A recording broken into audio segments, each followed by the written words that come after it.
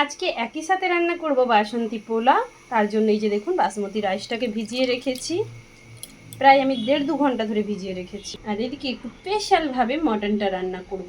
এটা হচ্ছে সরষের তেল, লবণ, হলুদ আর হচ্ছে তোমার একটু আদা, একটু রসুন আর হচ্ছে টক দই দিয়ে মাখিয়ে রেখেছিলাম। কড়াতে সরষের তেল নিয়ে নিয়েছি, তাতে সামান্য চিনি দিয়ে দিলাম। সরষের তেলের সাথে সামান্য একটু ঘিও দিয়ে দিলাম। যারা ঘি পছন্দ করে না তারা ঘিটা বাদ দিয়ে দিতে পারেন, কিন্তু ঘি দিলে একটু ভালো লাগবে। এবার হচ্ছে তেজপাতা, গোটা গরম মশলা, এলাচ, লবঙ্গ, দারুচিনি, গোলমরিচ, গোটা জিরে আর শুকনো লঙ্কা দিয়ে দিলাম ফোড়নে। দিয়ে ভালো করে ভেজে নেব। এগুলো খুব ভালো করে ভাজা হয়ে গেছে। এবার বেশি করে পেঁয়াজ কুচি দিয়ে দিলাম। বেশি করে পেঁয়াজ কুচি দিয়ে দিলাম। পেঁয়াজের মধ্যে বেশি করে একটু লবণ দিয়ে দিলাম, পেঁয়াজটা যাতে তাড়াতাড়ি জড়ে যায়। কালারের জন্য হালকা হলুদ দিয়ে দিলাম, এখন পরে আবার দেবো যাতে পেঁয়াজটা একটু কালারিং হয়।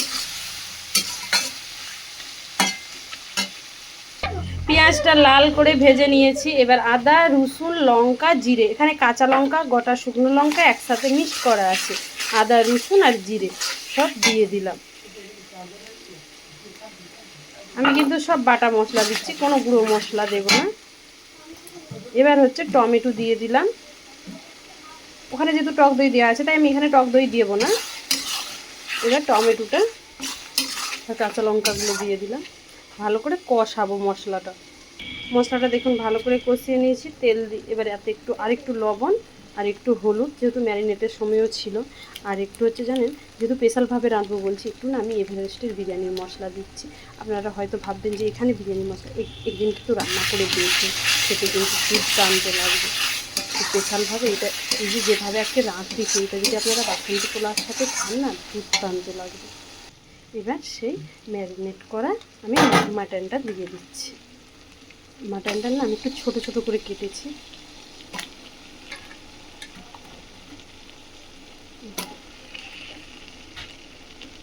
এইভাবে একবার আর ঢাকা দিয়ে দিয়ে রান্নাটা করবেন, তবে কিন্তু রান্নাটার টেস্টটাও ভালো হবে। আর মাটনটা আমি কিন্তু প্রেসার কুকারে করিনি। যারা প্রেসার কুকারে করতে চান তারা অবশ্যই প্রেসার কুকারে কষানোর পর দিয়ে দেবেন। কিন্তু আমাদের না প্রেসার কুকারে ভালো লাগে না, সবাই কড়াই খায়।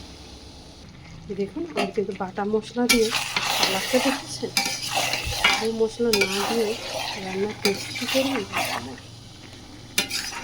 সেসব স্পেশালভাবে রাখছি। আমার বাড়িতে আত্মীয় স্বজন আসছে, বলতে আমার ভাই আসবে, ভাই বলতে দেওয়ার, ননদ, নন্দজামাই সব আসবে।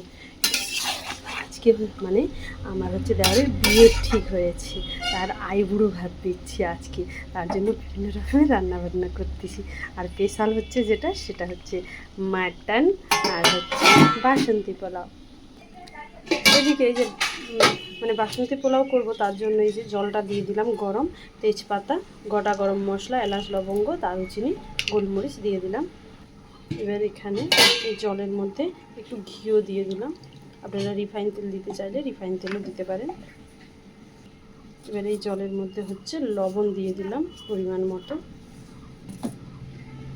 আমি এই দেখুন জলটা গরম উঠেছে। এবার এখানে কাজু বাদাম, কিশমিশ, এটা ভেজে দিতে চাইলে আপনারা ভেজেও দিতে পারেন, কিন্তু এর মধ্যে দিলে না একটু ভালো হয়, আমার কাছে মনে হয় সিদ্ধ হয়ে যায় জিনিসটা। এবার এখানে যেটা বাসন্তী পোলাওর জন্য আমি এখানে হলুদ ব্যবহার করতেছি, বেশি দেওয়ার দরকার না, অল্প হলুদ।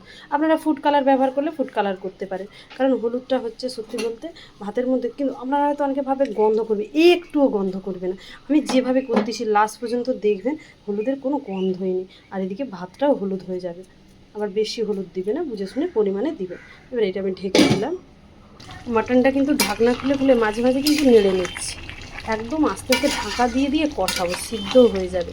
আর লাস্ট পর্যন্ত দেখবেন যে আমি কী কী দিতে থাকি, কীভাবে। দেখুন এই জলটা ফুটে উঠেছে। এবার সেই বাসমতি রাইসগুলো আমি দিয়ে দিচ্ছি। দেখুন মটনটা কিন্তু খুব ভালোভাবে দেখুন গলে গিয়েছে, আমি ঢাকা দিয়ে দিয়ে কষাইছি। এবার হচ্ছে আলুটা দিয়ে দেবো, আলুটাও একসাথে কষাবো। এখনও কিন্তু আমি জল দিইনি, তাও ঢাকা দিয়ে দিয়ে করেছি বলে না জলটা একদম বেরিয়েছে, সেই জলেই কিন্তু রান্না হবে। অনেকক্ষণ সময় দিয়ে রান্না করবেন, তবে খেতে টেস্ট হবে। এবার এখানে দুধটা নিয়ে নিয়েছি, তাতে একটু মিঠা আতর দিয়ে দিলাম। যেহেতু পোলাওর সাথে খাবে তাই একটু স্পেশালভাবে একটু গোলাপ জল, একটু কেওড়া জল। দেখুন কতটা আমার লোভনীয় হয়েছে। এবার এর মধ্যে আমি স্পেশাল জিনিসগুলো দেব। এই যে দুধ আর গোলাপ জল আর কেওড়া জল যে মিশিয়ে রেখেছিলাম, বললাম না এখানে জল দেব না। এবার হচ্ছে বাটা গরম মশলা আমি বেটে রেখেছিলাম, সেটা এলাচ লবঙ্গ দারুচিনি গোলমরিচ, আর হচ্ছে এদিকে আমার এভারেস্টের বিরিয়ানির মশলার গুঁড়ো একটু, ব্যাস। এইভাবে স্পেশালভাবে একটু মাটনটা রান্না করে বাসন্তী পোলার সাথে দিবেন, দুর্দান্ত লাগে। একদম সিম্পলভাবে বাসন্তী পোলা, ঘি দিয়ে দিয়েছি, আদা স্লাইস, তেজপাতা, শুকনো লঙ্কার গোটা, গরম মশলা, এলাচ লবঙ্গ দারুচিনি সব কিছু। এবার এখানে সব চিনি ঢেলে দিলাম, তার মধ্যে সামান্য জল। এবার এখানে একটু হচ্ছে গন্ধরাজ লেবুর রস, চিনিটা গলে এরকম এসে যাবে। এবার হচ্ছে সেই পোলাওগুলো এর মধ্যে দিয়ে দিচ্ছি। এবার হচ্ছে চেরিগুলো দিয়ে দিচ্ছি। এদিকে গায়ে দুধের মধ্যে একটু মিঠা আতর, গোলাপ জল আর হচ্ছে একটু কেওড়া জল দিলাম। এরকম ভালো করে বানিয়ে দিয়েছি। এবার সেই চেরি আর বাসন্তী পোলাওর উপরে দুধ, গোলাপ জল, কেওড়া জল, নারকেল কুচানো থাকলে ঘির উপরে নারকেল কুচাও ভেজে দেবেন, ভালো লাগবে।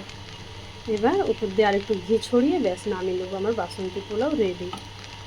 আর এদিকে মাটন কষা। আমার যদি রেসিপি ভালো লেগে থাকে সবাই ভালোবাসা দেবেন, সবাই সাথে থাকবেন। নমস্কার।